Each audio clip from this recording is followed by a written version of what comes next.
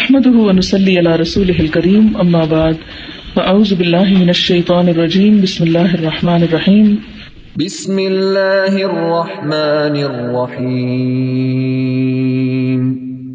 انا اعطیناک الکوثر فصل لربک وانحر ان شانئک هو الابتر۔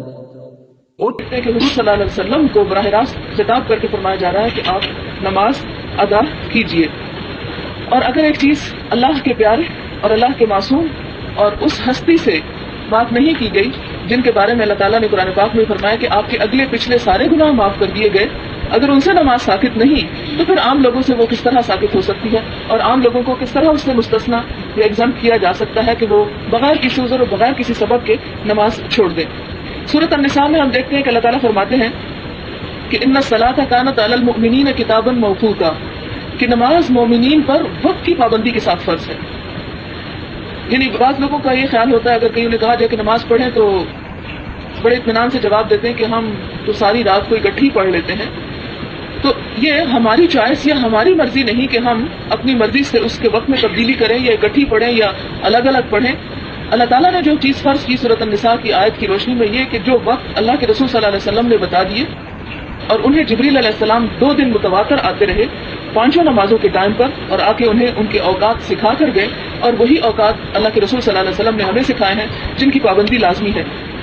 پھر اسی طرح ایک اور جگہ پر آتا ہے کہ اقم الصلاۃ لذکری، کہ میری یاد کے لیے نماز قائم کرو، اور نماز دراصل ذکر کی ایک بہت بڑی شکل ہے۔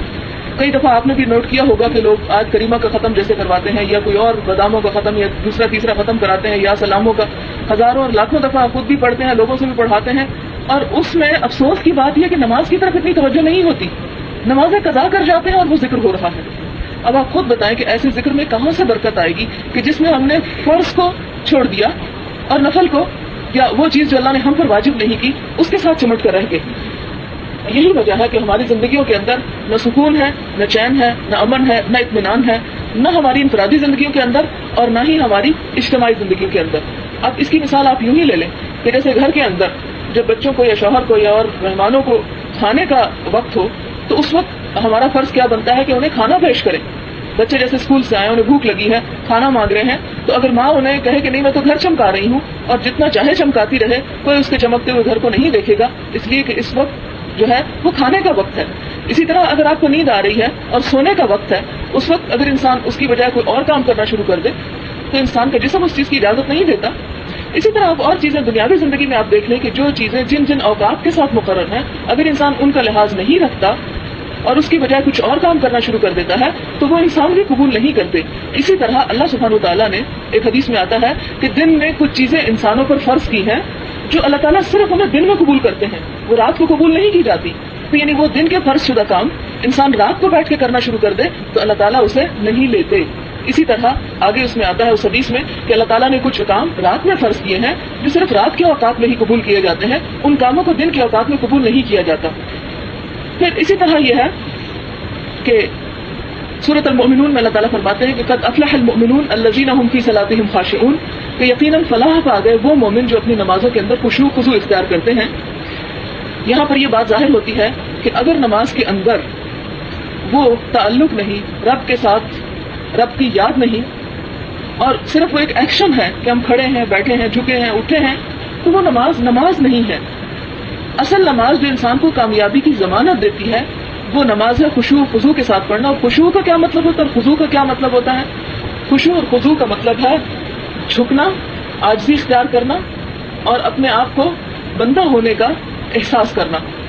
اب یہ کہ اگر انسان رب کے آگے کھڑا ہو کر رب کا بندہ بننے کی بجائے دولت کا بندہ بنا ہوا ہے، دولت کا بندہ بننے سے مراد کیا ہے کہ انسان اس وقت سارا ادھیڑ بن اسی میں لگے رہے کہ کتنے پیسے میرے پاس جمع ہو گئے ہیں اور کتنے اور آنے والے ہیں اور کتنے مجھے کہاں خرچ کرنے ہیں، اور اسی قسم کے حساب میں سارا وقت گزار دے، تو یہ دراصل وہ رب کے آگے بندگی اور رب کے آگے جھکنا نہیں ہے، رب کے آگے سبمیشن نہیں ہے، بلکہ وہ کسی اور چیز کی طرف ہے۔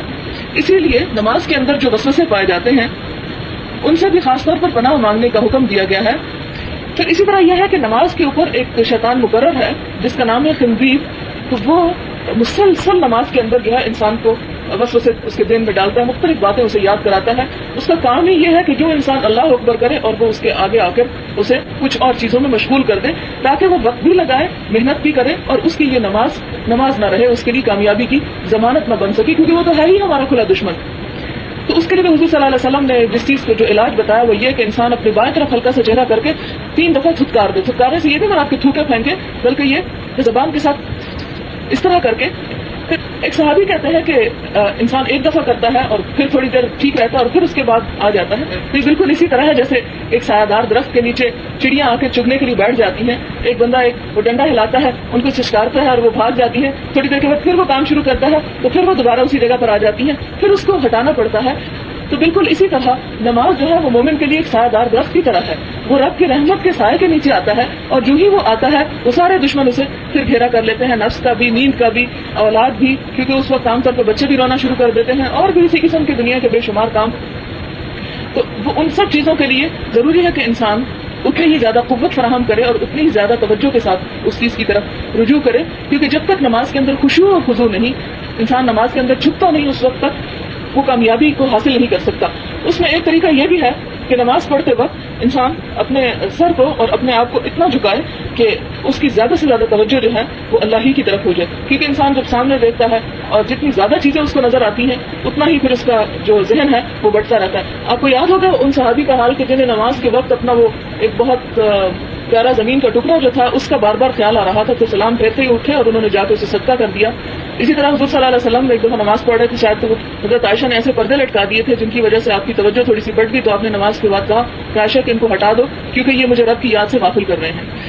تو اب دیکھیں کہ اگر انبیاء کا یہ حال ہو سکتا ہے تو ہمارے ساتھ اب وہ باغ انہیں صدقہ کرنے کی توفیق کیسے ہوئی، یا اور اسی طرح وہ تمام چیزیں اپنے آگے سے ہٹا دینے کی توفیق اسی وقت انسان کو ہوتی ہے جب اسے یہ پتا ہو کہ میری آخرت کی کامیابی جو ہے وہ انتہائی ضروری ہے دنیا کی کسی بھی چیز سے.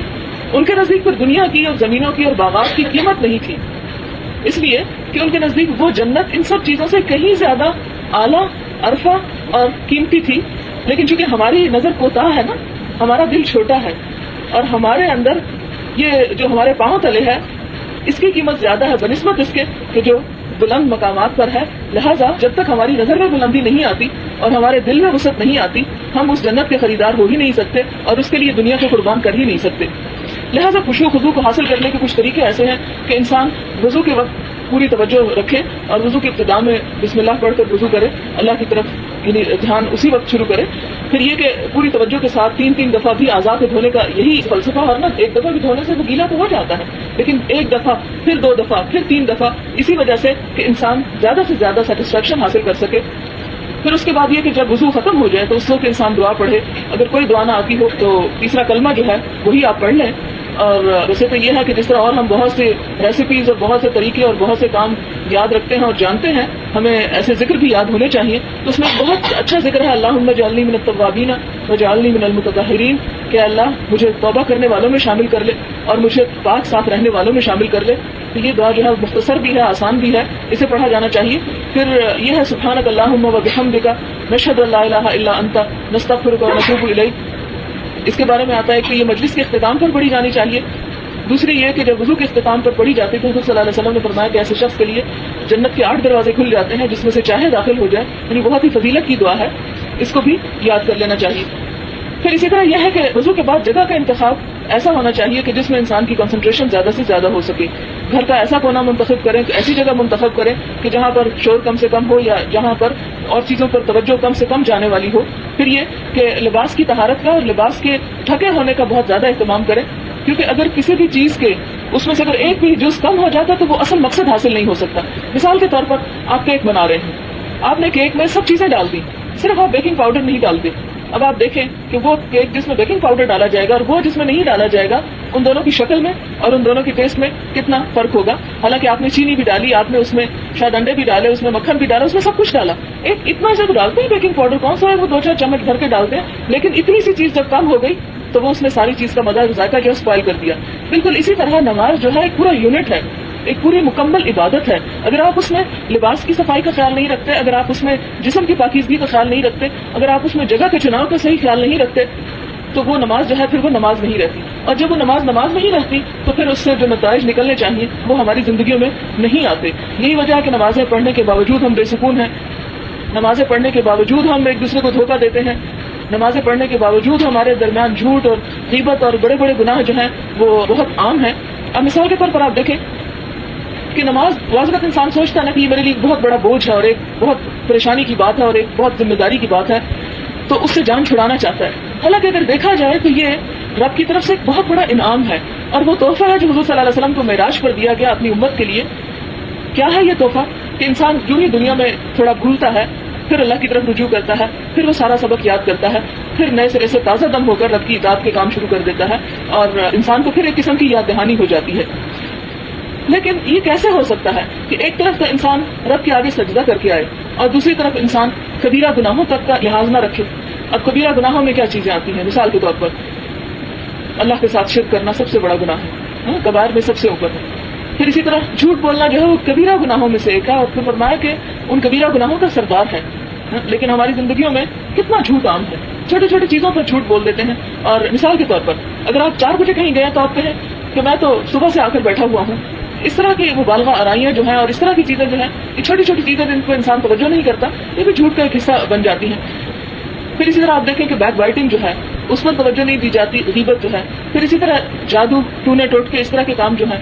اب جادو کے بارے میں یہ ہے کہ کبیرہ گناہوں میں سے ایک گناہ ہے اور یعنی اللہ کے ساتھ شرک کرنے کے بعد وہ چند گناہ ہیں جو کہ بہت ہی سنگین نوعیت کے گناہ ہیں. لیکن اس کے باوجود ہمارے ہاں یہ اتنا کھیل عام ہو چکا ہے کہ کسی کا یہ ہے کہ رشتوں میں بندش ڈال دو اور کسی کے رشتہ داریوں کو کاٹ دو, لوگ جو ہے باہم جدا ہو جائیں. اور قرآن پاک میں بھی آپ دیکھتے ہیں کہ پہلے ہی پارے میں آتا ہے کہ پہلی قومیں بھی جادو سیکھا کرتی تھی اور کیا سیکھتی تھی اس میں وہ چیزیں جس سے میاں اور بیوی کے درمیان جدائی پیدا کر دی جائے. تو اس میں اگر ہم کوئی بھی اس قسم کا کام کرتے ہیں اور اس سے کوئی بھی واقف نہیں, یعنی ہماری بہن بھائی بھی اور ہمارے والدین بھی ہے جس پر ہم ایسا کام کر رہے ہیں وہ تک بھی اس سے واقف نہیں ہے, تو یہ نہیں سوچنا چاہیے کہ خدا نہیں دیکھ رہا اور ہم خدا کے دربار سے کہیں بھاگ نکلیں گے, بلکہ یہ حقوق العباد پر ایک قسم کا ڈاکہ ہے. یعنی ہر انسان کو جینے کا حق ہے, ہر انسان کو کھانے کا حق ہے, ہر انسان کو تعلق داریاں اور رشتہ داریاں اور دوستیاں قائم کرنے کا حق ہے. لیکن اگر کوئی اس حق میں کسی قسم کی خلل اندازی کرتا ہے, کسی قسم کے دوسرے کے لیے تکلیف کا باعث بنتا ہے, تو خدا کے ہاں سختی سے اس چیز کا جواب دہ ہے. ایسے شخص کی نہ نماز قبول ہے, نہ روزہ قبول ہے, اور نہ ہی دوسری عبادات جو ہیں وہ اس سے قبول کی جائیں گی. کیونکہ اللہ تعالیٰ نے فرمایا کہ جو بندہ میرے حق میں اگر کوئی کمی بیشی کرتا ہے تو میں اپنی رحمت سے اسے معاف کرنا چاہوں گا تو کر دوں گا. لیکن اگر کوئی شخص بندوں کے حق میں کسی قسم کی کوئی حق تلفی کرتا ہے تو جب تک کوئی بندہ اسے معاف نہیں کرے گا میں اسے معاف نہیں کروں گا. اب آپ دیکھیں کہ جس بندے پر کوئی جادو کرتا ہے اور اسے پتہ بھی نہیں کہ کس نے کیا ہے, اور پھر دیکھیں حقیقت یہ ہے کہ یہ ایمان کا بہت بڑا امتحان ہوتا ہے, جو کر رہا ہے اس کے ایمان کا بھی اور جس پر کیا جا رہا ہے اس کے ایمان کا بھی. کیونکہ انسان اللہ پر بھروسہ چھوڑ کر, اللہ پر توکل چھوڑ کر لوگوں پر توکل کرنا شروع کر دیتا ہے, نفع اور نقصان کا مالک لوگوں کو سمجھنے لگتا ہے. مثلا یہ ہے کہ ہم سمجھتے ہیں کہ اگر فلاں لڑکی کا رشتہ مجھے نہیں ملا, مثلا کسی کو بھی نہ ملے, یا یہ کہ اگر وہ نہیں ملا تو اس کا مطلب ہے کہ کوئی اور دنیا میں اچھی لڑکی ہے ہی نہیں, اور اس کو تو پھر ہر ایک کے لیے محروم کر دینا چاہیے, اس کے ساتھ ایسی بندش کرنی چاہیے کہ کہیں اس لڑکی کا اور رشتہ نہ ہو سکے. اس قسم کے بہت سے خرافات ہمارے معاشرے میں اور پڑھے لکھے لوگوں میں ایسی چیزیں موجود ہیں. اب دیکھیں کہ جس نے یہ سوچا کہ جو چیز مجھے نہیں ملی وہ کوئی بھی اس کو نہ حاصل کر سکے, تو یہ دراصل کیا ہے, ایک طرح کا حسد بھی ہے اور ایک طرح کا دوسرے کے حق پر ڈاکہ ڈالنا بھی ہے. اب اس نے تو یہ جرم کیا اور ایک کبیرہ گناہ کا ارتکاب کیا, لیکن جس پر کیا گیا اگر اسے تھوڑی سی اس طرح کی بات محسوس بھی ہوتی ہے تو وہ 10 بندوں پر شک کرتا ہے کہ اس نے کیا یا اس نے کیا یا اس نے کیا. تو اب دیکھیں کہ وہ جو بدگمانی کر رہا ہے اس کا ایمان بھی جا رہا ہے. پھر اس کے بعد اس نے یہ سمجھا کہ فلاں بندہ میرے نفع اور نقصان کا مالک ہو گیا, تو یہ بھی ایک طرح کا شرک ہے اللہ تعالیٰ کی ذات میں. کیونکہ اللہ تعالیٰ فرماتے ہیں کہ خواہ کوئی جادو ہو خواہ کوئی کچھ بھی ہو, کوئی بندہ کسی کو اس وقت تک نقصان نہیں دے سکتا جب تک اللہ تعالیٰ اسے نقصان نہ پہنچانا چاہے. اور اس سے بچنے کے لیے بھی پھر اللہ تعالیٰ نے دعائیں جو ہیں وہ سکھا رکھی ہیں. لہٰذا کوئی بھی ایسے کام کرنے کی بجائے جس میں کوئی شیطانی طریقے ہوں, اس کی بجائے صرف اور صرف وہ طریقے اختیار کرنے چاہیے جو اللہ اور اس کے رسول صلی اللہ علیہ وسلم نے سکھا رکھے ہیں. بہرحال میں ایک دوسری چیز کی طرف چلی گئی, لیکن یہ جانا اس لیے ضروری ہے کہ نماز اور زندگی کا جو عام تعلق ہے اسے واضح کرنا بہت ضروری ہے. ہمارے ہاں ایک غالب اکثریت نمازیں پڑھتی ہے, رمضان کے مہینے میں بہت نمازیں پڑھتی ہے, صدقہ اور خیرات دیتی ہے, لیکن ساتھ ساتھ وہ زہر کی چھوٹی چھوٹی مقدار ہم لوگ کھا رہے ہیں جو بالآخر ہمارے ایمان کی موت ہو سکتی ہے, نعوذ باللہ. لہٰذا صرف نیکی کر لینا یا صرف عبادت کر لینا کافی نہیں ہوتا, اس کی حفاظت کرنا، اس کو سنبھالنا اور اس کو اپنے انجام تک پہنچانا اور اس کو باعث اجر بنانا جو ہے یہ بہت بڑا کام ہے. یعنی صرف اتنا نہیں کہ ہم ایک طرف نمازیں پڑھ لیں اور اس کے ساتھ یہ کہ دوسری طرف ایسے کام کر لیں کہ اس نماز کو فوراً ہی ڈھا کے رکھ دیں تو اس کا پھر فائدہ کچھ نہیں ہوگا. پھر اسی طرح یہ ہے کہ قرآن پاک میں آتا ہے کہ جب لوگ جنت میں پہنچ چکیں گے تو اب لوگوں کو جب جا کے وہاں سانس آئے گا تو پھر پوچھیں گے اچھا کہ کون کون پہنچا اور کون کون نہیں پہنچا. اب دیکھیں گے اچھا وہ ہمارا بھائی کہاں ہے، وہ بہن کہاں ہے، وہ بیٹی کہاں ہے. پھر وہ دیکھیں گے اچانک کہ وہ جہنم کی کھائیوں میں پڑا ہوا ہے. اس وقت ان سے پوچھیں گے اپنے دوستوں سے، اپنے رشتہ داروں سے اور اپنے لوگوں سے ما سلککم فی سقر، کہ تمہیں جہنم میں کیا چیز لے گئی. تو وہ جواب دیں گے قالوا لم نک من المصلین، کہ ہم نماز پڑھنے والوں میں سے نہ تھے. یعنی یہ جرم کوئی چھوٹا سا جرم نہیں ہے. یہ آج جو ہے یہ سورۃ المدثر میں سے ہے. پھر اسی طرح یہ ہے کہ خشوع و خضوع کی میں نے پہلے بھی بات کی، پھر دوبارہ اسی کی طرف آتی ہوں. سورۃ الماعون میں ہے کہ ویل للمصلین الذین هم عن صلاتهم ساہون، کہ ہلاکت ہے، تباہی ہے ان نمازیوں کے لیے جو اپنی نمازوں کی طرف سے غافل ہیں. اب نمازوں سے غافل ہونے کے کئی مطلب ہیں. ایک تو یہ ہے کہ نماز پڑھتے ہی نہیں، دوسرا یہ ہے کہ جو پڑھتے ہیں اسے سمجھتے ہی نہیں، تیسرا یہ ہے کہ جو سمجھ کر بھی پڑھتے ہیں جو اس کے اندر کہتے ہیں وہ عام زندگی میں کرتے نہیں. نماز میں مثلا ہم کیا کہتے ہیں؟ سب سے پہلے اللہ اکبر، کہ اللہ سب سے بڑا ہے. سلام پھیرنے کے بعد یعنی اللہ سے ابتدا کرتے ہیں اور اللہ ہی پر انتہا. اللہ پر کیسے؟ السلام علیکم ورحمۃ اللہ اور اللہ اکبر. اول بھی اللہ کا نام، آخر بھی اللہ کا نام، بیچ میں بھی کئی مرتبہ اللہ کا نام. لیکن اب ذرا مقابلہ کر کے دیکھیں کہ نماز کے شروع میں جو ہم نے اللہ اکبر کہا، باقی نماز میں ہم نے اس بات کا کتنا لحاظ اور پاس رکھا. ہم نماز پڑھتے ہیں اور اس کے بعد گھر سے نکلتے ہیں. گھر سے نکلتے ہوئے جو لباس ہم زیب تن کر رہے ہیں، کبھی اس کے بارے میں بھی ہم نے سوچا کہ یہ میرے رب جس کو میں سب سے بڑا کہہ رہا ہوں اس کی پسند کے مطابق ہے یا نہیں؟ یعنی یہ کبھی ہم نے غور کیا؟ کبھی نہیں کیا. پھر ہم نے جھوٹ کہا نا، زبان سے تو کہا اللہ اکبر اور باہر نکل کے کہا معاشرہ اکبر یا کوئی اور اکبر، یا نفس یعنی شیطان کو بڑا کہا، نفس کو بڑا، کیونکہ ہمارا نفس چاہتا نا کہ ہم یہ اور یہ کام کریں. بہت سی چیزیں ہمارا نفس ہمیں اس پر اکساتا ہے. بہت سی چیزیں ایسی ہیں کہ ہمارے شوہر اور ہمارے بچوں کو پسند نہیں. بہت سی چیزیں ایسی ہیں جو ہمارے دوستوں کو پسند نہیں. بہت سی چیزیں ایسی ہیں کہ جو ہماری سوسائٹی کو پسند نہیں. پھر آپ دیکھیں کہ اس نماز کا ہم نے کتنا پاس رکھا، یعنی زبان سے کیا کہا، عمل سے کیا کیا، فرق ہو گیا نا. اسی طرح آپ دیکھیں کہ رزق حلال کی کتنی توجہ دلائے گی ہمیں. رزق حلال کا اتنا زیادہ کہ نسلوں تک اثر کرتا ہے.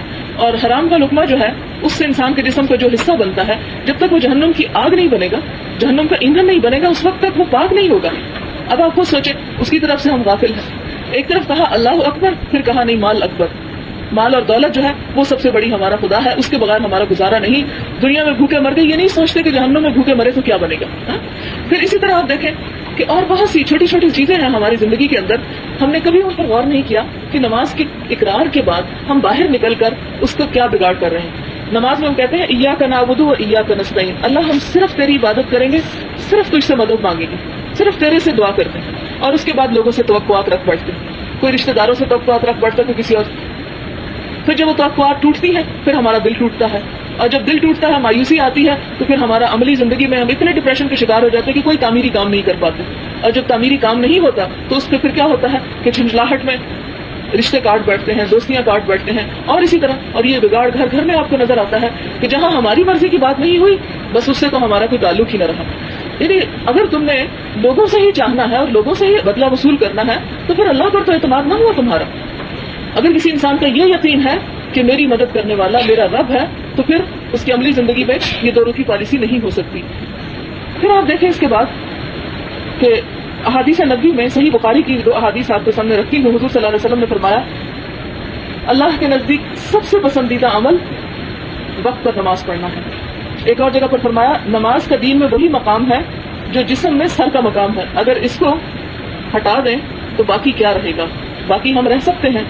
تو اسی طرح ایک اور جگہ پر فرمایا کہ نماز جو ہے وہ دین کا ستون ہے، اگر ستون ہٹا دیں تو باقی کیا بچتا ہے، کچھ بھی تو نہیں رہتا. یعنی عمارت تو بہت ڈھہ جاتی ہے. تو گویا جس نے نماز کو ضائع کیا اس نے اپنے دین کو برباد کر دیا. ایک اور جگہ پر حضور صلی اللہ علیہ وسلم فرمایا کہ نماز مومن کے لیے روشنی ہے. ایک اور جگہ پر فرمایا کہ جنت کی کنجی ہے. یعنی جنت اگر آپ نے کما بھی لی، بنا بھی لی، اگر اس کا دروازہ ہی نہیں کھلے گا تو اندر کیسے جائیں گے. پھر اسی طرح یہ کہ حضور صلی اللہ علیہ وسلم نے فرمایا، سنن ترمذی کی روایت ہے کہ ایمان اور کفر کے درمیان فرق نماز کا ہے۔ پھر فرمایا کہ نماز میرے دل کی راحت ہے، نماز میری آنکھوں کی ٹھنڈک ہے، حشر کے دن سب سے پہلا حساب نماز کا ہوگا۔ صحیح بخاری کی ایک روایت، تم اللہ کی عبادت اس طرح کرو خشوع و خضوع کی طرح کہ جیسا کہ تم اسے سامنے دیکھ رہے ہو، یعنی اتنا خدا کو محسوس کرو کہ خدا تمہارے سامنے کھڑا ہے۔ اب دیکھیں نا، لوگ ہمارے سامنے ہوتے تو ان سے ہم ڈر جاتے ہیں، اسی طرح جب اللہ ہمارے سامنے محسوس ہو تو ڈریں گے تو خود بخود خشوع آئے گا نا۔ پھر فرمایا کہ اگر تم یہ نہ محسوس کر سکو تو اتنا تو محسوس کرو کہ وہ تمہیں دیکھ رہا ہے، اس کی نگاہیں تو اپنے اوپر گڑی ہوئی پاؤ۔ اب دیکھیں کہ نماز کے کچھ دنیاوی فائدے بھی ہیں نا، اس میں سب سے بڑا فائدہ ہے پابندی وقت کا۔ دنیا کی ترقی یافتہ قومیں دیکھیں کہ گھنٹوں اور منٹ کا نہیں بلکہ سیکنڈز کے حساب سے اپنے کام کرتی ہیں۔ ہمارے ہاں تو 5 منٹ اور 10 منٹ ایک سب سے چھوٹی اکائی ہے نا۔ کوئی کام کرنا ہو تو یہ کہتے ہیں جی 5:30، 5:35 نہیں ہم رکھیں گے، یہ 5:40 کی تو کوئی بات ہی نہ ہوئی، آدھے گھنٹے کا مارجن لیتے ہیں یا 15 منٹ کا۔ اب اگر آپ کسی بھی ترقی یافتہ جگہ پر جائیں تو وہاں آپ کہیں گے کہ جی یہ ٹرین چلے گی 9:32 پر۔ بھئی 32 کیا ہوتا ہے؟ ہمارے ہاں تو 32 نہیں ہوتا، 30 ہوتا ہے، زیادہ زیادہ 35 یا 45 ہوگا، لیکن ان کے ہاں اتنا وقت کا لحاظ رکھا جاتا ہے۔ ہمارے ہاں چونکہ وقت کی قیمت نہیں، ہم اسے ضائع کرتے ہیں تو وہ آگے بڑھ کر ہمیں ضائع کر دیتا ہے۔ پھر اسی طرح یہ ہے کہ نماز کی وجہ سے انسان نہ صرف یہ کہ ظاہری طور پر پاک رہتا ہے بلکہ باطنی طور پر بھی اس کے اندر روشنی اور پاکیزگی کا احساس پیدا ہوتا ہے۔ پھر انسان کے اندر شکر گزاری کی کیفیت پیدا ہوتی ہے، انسان کے اندر خلوص پیدا ہوتا ہے۔ پھر اسی طرح یہ ہے کہ انسان کو گناہوں سے روک لیتی ہے۔ مثلاً آپ کسی ایسے کام پر جانے والے ہیں جہاں پر آپ کو پتا ہے کہ میری نماز چھوٹ جائے گی اور میں وہاں پڑھنے کے قابل نہیں، تو آپ خود بخود اس سے رکنے کی کوشش کریں گے، کیونکہ آپ کو اس ساری محفل سے زیادہ اپنی نماز عزیز ہوگی۔ آپ کو پتا ہے کہ میں وہاں جا کر نہیں پڑھ سکوں گا، گویا وہ ایسے لوگوں کی کمپنی ہے کہ جو آپ کو خدا کے دین سے دور کرنے والی ہے، تو انسان خود بخود اس سے پیچھے ہٹ جاتا ہے۔ پھر اس کے بعد میں چند باتوں کی طرف توجہ دلاؤں گی۔ پہلی بات تو ہے تکبیر، وہ جسے ہم اللہ اکبر کہہ کر نماز کو شروع کرتے ہیں۔ پھر اس کے بعد ایک دعا ہے جو عام طور پر ہمارے ہاں نہیں پڑھی جاتی، لیکن دعا بہت اچھی ہے اور اس کے بارے میں مشکات شریف میں بھی آتا ہے۔ بہت خوبصورت دعا ہے، اگر آپ یاد کر سکیں۔ دعا ہے اللہم باعد بینی و بین خطایایا کما باعدت بین المشرق والمغرب۔ اے اللہ دوری پیدا کر دے میرے درمیان اور میری خطاؤں کے درمیان، جس طرح کہ تو نے مشرق اور مغرب کے درمیان دوری رکھی ہے۔ پھر ہے اللہم نقنی من الخطایا کما ینقی الثوب الابیض من الدنس۔ اے اللہ مجھے میرے گناہوں سے اس طرح پاک کر دے جیسے سفید کپڑے سے میل جو ہے صاف کر دیا جاتا ہے، یعنی داغ دھبے اتار کے وہ بالکل سفید ہو جاتا ہے۔ اللہم اغسل خطایا بالماء والثلج والبرد، کہ اے اللہ میری خطاؤں کو دھو دے پانی سے، برف اور اولے سے، یعنی کسی بھی چیز سے دھو دے لیکن میرے خطائیں جو ہیں میرے ساتھ چمٹی ہوئی نہ رہیں۔ اور دوسری وہ مشہور دعا جو سبحانک اللہم وبحمدک وتبارک اسمک، وہ آپ پڑھیں نماز کے بالکل شروع میں اللہ اکبر کی بات۔ یہ حضور صلی اللہ علیہ وسلم کی مسنون دعاؤں میں سے ہے۔ یہ میں اس لیے انٹروڈیوس کر رہی ہوں کہ اب تک آپ ایک چیز پڑھتے رہے ہیں۔ دیکھیں دنیا میں ہمارا کیا ہوتا ہے کہ ایک چیز ہمارے پاس ہے تو ہم چاہتے ہیں کہ دوسری بھی ہو، دوسری ہے تو تیسری بھی ہو۔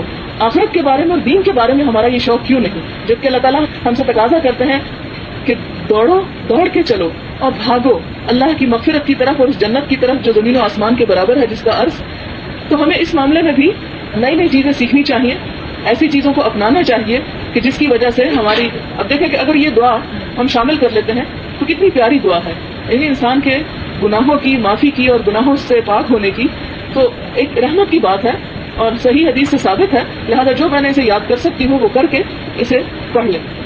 پھر اسی طرح یہ ہے کہ جو دوسری دعا ہے سبحانک اللہم وبحمدک، اس میں رب تعالیٰ کی حمد و ثنا بیان کی جاتی ہے کہ پاک ہے تیری ذات ہے اللہ، اور حمد و ثنا تیرے لیے ہے، تو برکت والا ہے تیرا نام، اور بلند و بالا شان ہے تیری، اور تیرے سوا کوئی معبود نہیں۔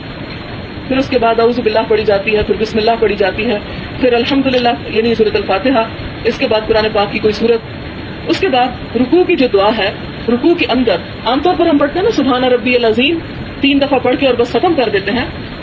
حضور اکرم صلی اللہ علیہ وسلم سے ایک دعا جو صحیح بخاری میں اور صحیح مسلم میں حضرت ابو ہریرہ سے روایت ہے، یہ میں صحیح بخاری اور مسلم کا حوالہ اس لیے آپ کو دیتی ہوں کہ یہ حدیث کی اوتھینٹک کتابیں ہیں، ان میں جو کچھ آتا ہے وہ ہمارے لیے قابل حجت ہے یوں آپ سمجھے کہ جیسے ہم خود حضور صلی اللہ علیہ وسلم کی زبان سے ایک چیز کو لے رہے ہیں. اور یہ ہے کہ علماء امت کا اس بات پر اتفاق ہے کہ اللہ کی کتاب کے بعد سب سے صحیح کتاب جو ہے صحیح بخاری ہے. اس میں یہ دعا آتی ہے. دعا کیا ہے؟ سبحانک اللہم ربنا و بحمدک اللہم اغفر لی، جس کا مطلب ہے پاک ہے تو اے اللہ ہمارا رب، اور تمام تعریفیں تیرے لیے ہیں، تو مجھے بخش دے. یعنی بخشش کی دعا. یہی دعا جو ہے یہ سجدے میں پڑھی جاتی ہے. حضور صلی اللہ علیہ وسلم نے فرمایا کہ انسان سجدے کی حالت میں سب سے زیادہ رب کے قریب ہوتا ہے. تو وہ رب کی قربت کی جو دعا ہے وہ بھی پڑھی جانی چاہیے. رب کی قربت کے وقت جو سب سے زیادہ چیز انسان کو مانگنی چاہیے وہ بخشش ہے.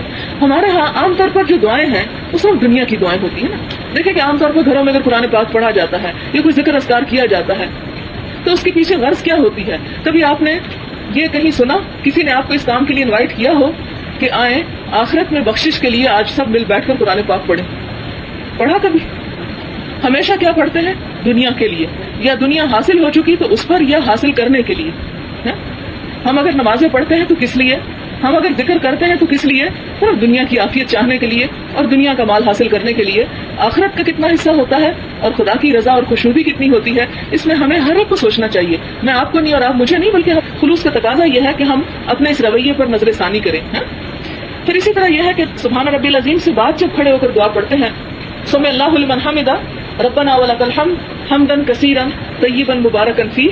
یہ دعا بھی بہت بہترین ہے. اس کے بارے میں حضور صلی اللہ علیہ وسلم ایک دفعہ نماز پڑھا رہے تھے تو پیچھے سے کسی صحابی نے یہ پڑھی تو آپ نے سلام پھیرنے کے بعد پوچھا کہ کس نے یہ دعا پڑھی ہے. میں نے دیکھا کہ 30 سے زائد فرشتے اس کو اٹھانے کے لیے آئے ہیں. یعنی اتنی بھاری نیکی ہے اور اتنی بابرکت چیز ہے، لہٰذا یہ 4 لفظ سیکھنے میں کوئی مشکل نہیں. تو اس کو بھی یاد کر لیجئے. اصل میں یہ دعائیں جو ہیں تھوڑی سی ایڈیشن، آپ کی نماز لمبی تو ہو جائے گی لیکن یہ انشاءاللہ خشوع و خضوع کو بھی کام کرنے کا ذریعہ بنے گی. پھر اسی طرح یہ ہے کہ سجدے میں ہم پڑھتے ہیں سبحان ربی الاعلیٰ، اس کے ساتھ وہ دعا بھی پڑھ لیں سبحانک اللہم ربنا و بحمدک اللہم اغفر لی. پھر 2 سجدوں کے درمیان جو دعا ہے اللہم اغفر لی وارحمنی، اے اللہ مجھے بخش دے، مجھ پر رحم فرما، واہدنی مجھے ہدایت دے، وعافنی مجھے عافیت میں رکھ دنیا میں بھی اور آخرت. دیکھیں جب بھی عافیت کی دعا مانگے صرف دنیا میں نہ اللہ بھی مجھے پریشانی اور بیماریوں اور تکلیفوں سے بچا، بلکہ یہ بھی ضرور ذہن میں ہو کہ اللہ حشر کے میدان میں جو تکلیفیں آنے والی ہیں ان سے بھی تو مجھے عافیت میں رکھ. پھر اس کے بعد آپ دیکھیں کہ یہ تشہد جو ہے یہ کتنی پیاری دعا ہے، یعنی التحیات للہ. آپ کو معلوم ہے کہ جب حضور صلی اللہ علیہ وسلم معراج پر تشریف لے گئے تو آپ نے یہ پڑھی التحیات للہ والصلوات والطیبات. ادب اور تعظیم کے سارے کلمات، ساری باتیں جو زبان ادا کرنے سے قاصر ہے وہ اللہ ہی کے لیے ہے. یعنی اللہ سے بڑھ کر احترام، ادب اور عزت کے قابل اور مستحق اور کوئی نہیں. اور پھر تمام دعائیں اور عبادات اور تمام پاکیزہ باتیں اور عمل یہ سارے کا سارا کس کے لیے؟ اللہ کے لیے. کسی کے لیے نہیں، کسی شہرت کے لیے نہیں، کسی لالچ میں نہیں، بلکہ سب کچھ صرف خدا کی رضا کے لیے. تو جواب میں اللہ تعالیٰ نے کیا فرمایا؟ السلام علیکہ ایھا النبی ورحمۃ اللہ وبرکاتہ. سلام ہو آپ پر اے نبی، اور اللہ کی رحمت اور برکتیں بھی. تو حضور صلی اللہ علیہ وسلم نے جواب میں کیا فرمایا؟ السلام علینا وعلی عباد اللہ الصالحین، کہ سلامتی ہو ہم پر اور اللہ کے سارے نیک بندوں پر. اب دیکھیں کہ جب ہم نماز پڑھتے ہیں تو اس وقت نہ صرف یہ کہ ہم اپنے اوپر سلامتی بھیج رہے ہوتے ہیں بلکہ اس کے ساتھ ساتھ جتنے بھی نیک بندے ہیں ان سب کو دعاؤں میں شامل کر رہے ہوتے ہیں. اشہد ان لا الہ الا اللہ واشہد ان محمد عبدہ ورسولہ. میں گواہی دیتا ہوں کہ اللہ کے سوا کوئی عبادت کے قابل نہیں، کوئی بات مانے جانے کے قابل نہیں، اور میں گواہی دیتا ہوں کہ محمد صلی اللہ علیہ وسلم کیا ہے؟ عبدہ ورسولہ، اس کا بندہ اور اس کا رسول. کیونکہ بہت سے لوگ اس بات کو باعث عیب سمجھتے ہیں کہ نہیں اللہ کے بندے نہیں تھے، حضور صلی اللہ علیہ وسلم انسان نہیں تھے. کوئی کہتے ہیں کہ وہ نور تھے، کوئی کہتے ہیں کہ پتہ نہیں وہ کوئی اور مخلوق تھے. نہیں، ہر نماز میں ہم اس بات کا اقرار کرتے ہیں کہ محمد صلی اللہ علیہ وسلم کیا ہے؟ اللہ کے بندے ہیں. جس طرح ہم بندے ہیں، ہم میں اور ان میں فرق کیا ہے کہ انہیں وحی دی گئی، انہیں تمام انسانوں میں سے چن لیا گیا اور انسانیت کی اعلیٰ ترین مرتبے پر پہنچایا گیا جس پر کوئی اور انسان نہیں پہنچ سکتا، اور ان کو اللہ سبحانہ وتعالیٰ نے اپنا بہت قریبی درجہ عطا فرمایا اور بہت ان کی عزت فرمائی. لیکن بہرحال وہ ہیں بندے. پھر اسی طرح وہ رسول، اور صرف بندے نہیں ہیں بلکہ وہ اللہ کے رسول ہیں. یہ صحیح بخاری اور صحیح مسلم میں یہ التحیات کی ورشن آتا ہے. پھر اس کے بعد درود شریف آتا ہے اللہم صلی علی محمد، اور اس کے بعد وہ آخر تک. اس کے بعد دعائیں آتی ہیں. عام طور پر ہم صرف ایک دعا پڑھتے ہیں رب اجعلنی مقیم الصلاۃ ومن ذریتی ربنا وتقبل دعا، لیکن اس کے علاوہ بھی ایک وہ دعا جو حضور اکرم صلی اللہ علیہ وسلم نے جس کی بہت تاکید فرمائی، اور یہ دعا جو ہے یہ بھی مشکات شریف میں آتی ہے.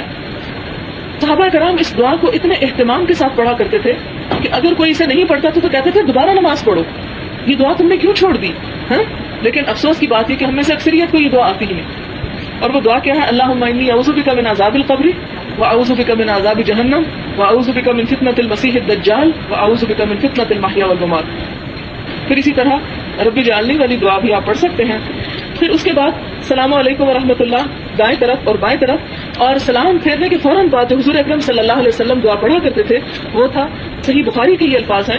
ایک مرتبہ فرماتے تھے اللہ اکبر، یعنی السلام علیکم ورحمۃ اللہ، السلام علیکم ورحمۃ اللہ. پھر فرماتے ذرا بلند آواز سے اللہ اکبر، استغفر اللہ استغفر اللہ استغفر اللہ، 3 مرتبہ کہتے.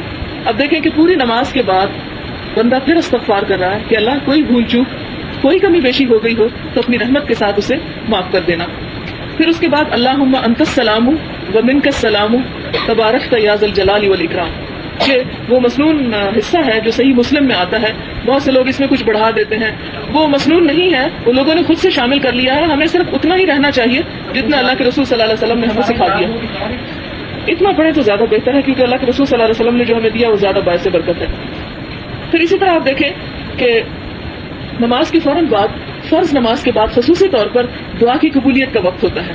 اور دعا کی قبولیت میں 2-3 چیزوں کا لحاظ رکھنا ضروری ہے. ایک تو یہ کہ دعا شروع کرنے سے پہلے اللہ کی تسبیح بیان کی جائے، سبحان اللہ وبحمدہ عدد خلقہ، یا تیسرا چوتھا کلمہ جو ہے وہ پڑھ لیا جائے، یا کسی بھی رنگ میں کسی بھی طریقے سے اللہ کی حمد و ثنا کر لی جائے. اس کے بعد درود شریف پڑھا جائے اور اس کے بعد دعائیں پڑھی جائیں.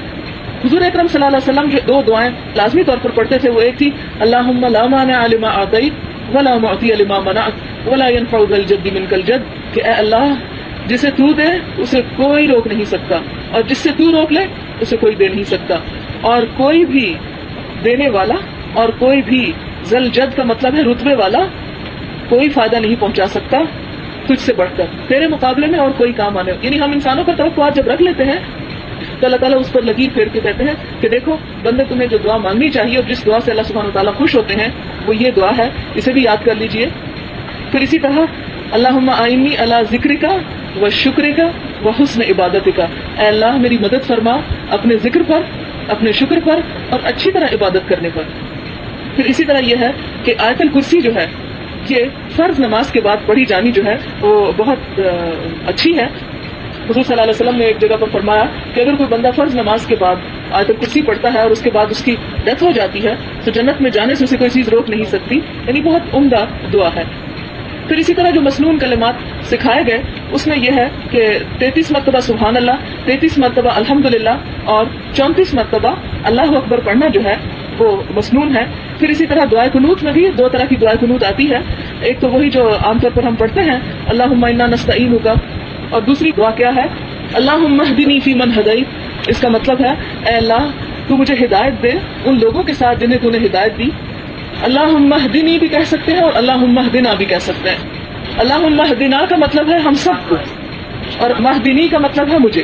اللہم اہدنی فی من ہدیت، ہدیتا بھی کہہ سکتے ہیں، لیکن اگر آپ سٹاپ کرنا چاہیں کیونکہ آہستہ آہستہ جب انسان رک کے پڑھتا ہے نا تو خشوع و خضوع زیادہ ہو جاتا ہے. اور اگر آپ تیزی سے پڑھیں گے نا اللہم اہدنی فی من ہدیت وعافنی فی من عافیت تو وہ مزہ نہیں رہے گا. اس لیے آپ اسے سٹاپ کر لیں، روک لیں، اور جہاں روکیں گے تو وہ پھر زبر نہیں آئے گی. وعافنی فی من عافیت، مجھے عافیت دے ان لوگوں کے ساتھ جنہیں تو نے عافیت دے دی. وتولنی فی من تولیت، مجھے اپنا دوست بنا لے ان لوگوں کے ساتھ جن کو تو نے اپنا دوست بنا لیا. وبارک لی فی ما آتیت، اور برکت ڈال میرے لیے اس میں جو تو نے مجھے دیا. وقنی شر ما قضیت، اور اس فیصلے کے شر سے بچا لے جو تو نے میرے لیے کر دیا ہے. فإنک تقضی ولا یقضى علیک، یقیناً تو ہی فیصلہ صادر فرماتا ہے، تیرے خلاف فیصلہ صادر نہیں کیا جا سکتا. انہ لا یذل من والیت، اللہ جسے تو دوست بنا لے وہ کبھی ذلیل نہیں ہو سکتا.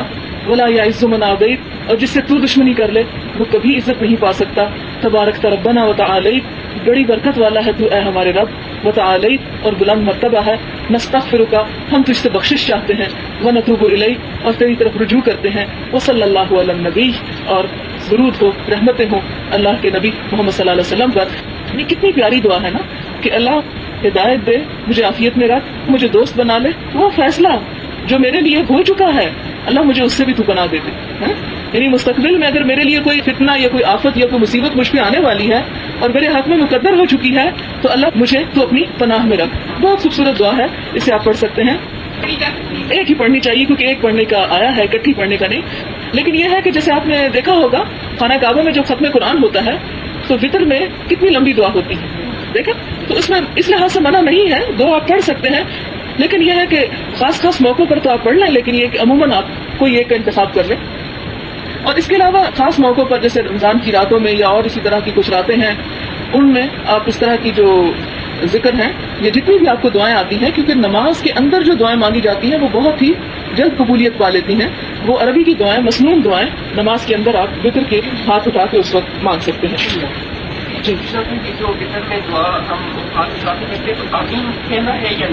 اصل میں آمین خود سے تو نہیں کہتے, لیکن یہ کہ پیچھے جو اگر آپ جماعت کے ساتھ پڑھ رہے ہیں نا, جیسے حرم میں بھی آپ نے دیکھا ہوگا کہ امام جب دعا ختم کرتے ہیں تو سارے پیچھے آمین کرتے ہیں, تو اس صورت میں مقتدی جو ہے وہ آمین کا مطلب یہ ہوتا ہے کہ اللہ جو اس نے کہا ہے وہ تو قبول کر لے. تو جب ہم خود ہی پڑھ رہے ہوتے ہیں تو اس کا مطلب اس میں انڈرسٹوڈ ہوتا ہے. ہاں جی. اب یہ اکٹھے والی بات یہ ہے کہ دونوں آپ پڑھ بھی لیں, لیکن ایک ہی عام طور پر پڑھی جاتی ہے, تو اس میں کبھی وہ پڑھ لیں کبھی وہ پڑھ لیں, اور جن راتوں میں آپ جاگیں اس میں آپ دونوں پڑھ لیں اور اس کے علاوہ بھی پڑھ لیں. کوئی ایسا حکم نہیں ہے کہ نہ پڑھیں اور ایسا بھی نہیں ہے کہ ضرور پڑھیں. اس طرح کی چیزیں انسان کی کچھ چوائس پر کی چھوڑ دی گئی ہیں. بہرحال دونوں سنن بہقی حدیث کی کتاب ہے, اس کی روایت ہے. پھر یہ کہ وطر جب پڑھ لیے جاتے ہیں تو حضور صلی اللہ علیہ وسلم 3 بار یہ کلمات پڑھتے ہیں اور تیسری بار آواز بلند کیا کرتے تھے. اب دیکھیں کہ آپ کے ذہن میں یہ خیال آئے گا کہ یہ کیا اس میں فلسفہ کہ 2 دفعہ خاموش ہو کے اور تیسری مرتبہ زور سے. آپ کو پتا کہ حضرت عبداللہ بن عمر مدینہ سے شاید مکہ جا رہے تھے, یا مکہ سے مدینہ, تو ایک لمبا راستہ اختیار کیا. لوگوں نے پوچھا کہ سب لوگ تو ادھر سے جاتے ہیں, آپ ادھر سے کیوں جا رہے ہیں؟ لمبا راستہ ہے. کہا کہ ایک دفعہ میں حضور صلی اللہ علیہ وسلم کے ساتھ سفر پر تھا تو آپ اس راستے سے گزرے تھے, مجھے اس سے گزرنا زیادہ پیارا لگتا ہے, مجھے وہ دن یاد آ جاتے ہیں یا وہ وقت یاد آ جاتا ہے. تو یہ محبت کا ایک انداز ہے. اگر اللہ کے رسول صلی اللہ علیہ وسلم 2 دفعہ آہستہ پڑھتے ہیں اور 1 دفعہ زور سے پڑھتے ہیں تو ہمارے لیے بھی اس طرح کرنے میں کوئی حرج نہیں ہے, اور کوئی ہمیں آڑ نہیں ہونی چاہیے. یہ دعا کیا ہے؟ سبحان الملک القدوس, سبحان الملک القدوس. اس کا مطلب ہے پاک ہے ہر خامی سے وہ بادشاہ جو مقدس ہے. اب چند ایک احادیث آپ کو نماز کے چھوڑنے کے بارے میں بتاتی ہوں. ابھی تک تو یہ تھا نا کہ پڑھیں اور پڑھنی چاہیے. نماز کی فضیلت اور نماز چھوڑنے کے بارے میں حضور صلی اللہ علیہ وسلم نے فرمایا کہ اللہ تعالیٰ کا فرشتہ ہر نماز کے وقت بلند آواز سے پکارتا ہے کہ انسانوں, جو گناہوں کی آگ تم نے جلا لی ہے اسے بجھا دو, یعنی نماز پڑھ کر اسے ٹھنڈا کرو. اور ایک اور حدیث میں آتا ہے کہ جب انسان فجر کی پڑھتا ہے تو اس کے گناہ معاف ہوتے ہیں, پھر ظہر تک جو گناہ ہوتے ہیں پھر وہ معاف ہوتے ہیں, اور پھر مغرب اور پھر عشاء کے بعد. اور اسی لیے کہتے ہیں نا کہ عشاء کے بعد زیادہ باتیں اور اس طرح کے کام نہیں کرنے چاہیے, بلکہ جلدی سونے کی کوشش کرنی چاہیے. تو اس میں یہ ہے کہ وہ گناہ معاف کروا کے انسان جب سوتا ہے, اور اگر سوتے میں دنیا سے رخصت ہو جاتا ہے تو وہ اس کا خاتمہ جو ہے ایک طرح کا ایمان اور خیر پر ہے. اس کے بعد یہ ہے کہ حضور صلی اللہ علیہ وسلم نے فرمایا, طبرانی, نسائی اور احمد کی روایت ہے کہ مسلمان جب اچھی طرح وضو کر کے 5 نمازیں پڑھ لیتا ہے تو اس کے سارے گناہ اس طرح جھڑ جاتے ہیں جیسے خشک درخت کے پتے جس طرح جھڑتے ہیں, اسی طرح. اور دن کے دونوں کناروں میں اور رات کے کچھ حصے میں حضور صلی اللہ علیہ وسلم نے فرمایا کہ نماز پڑھ لیا کرو, کیونکہ نیکیاں برائیوں کو دور کرتی ہیں. یہ نصیحت قبول کرنے والوں ہی کے لیے نصیحت ہے, اور جو اس پر کام نہیں کرتے ان کے لیے نہیں. پھر اسی طرح یہ ہے, قرآن پاک میں یہ آتا ہے کہ نماز پڑھو اور مشرکین میں سے مت بنو. سورۃ الروم میں آتا ہے اقیموا الصلاۃ ولا تکونوا من المشرکین, نماز قائم کرو مشرکین میں سے مت کرو. کتنی گہری بات ہے کہ تمہارا نماز ترک کرنا تمہیں امت مسلمہ میں شامل نہیں رکھے گا, پھر تمہارا شمار اور تمہارا حشر دوسرے لوگوں کے ساتھ ہوگا. تو آئیے اللہ تعالیٰ سے دعا کرتے ہیں کہ اللہ ہمارے اندر رجوع پیدا کر دے, ہم اس راہ کے لیے ہر تکلیف اٹھانے کے لیے تیار ہو جائیں. اللہ ہمارے لیے راستے آسان کر دے. وآخر دعوانا ان الحمد للہ رب العالمین. سبحانك اللهم وبحمدك نشهد ان لا اله الا انت نستغفرك ونتوب اليك. السلام علیکم ورحمۃ اللہ.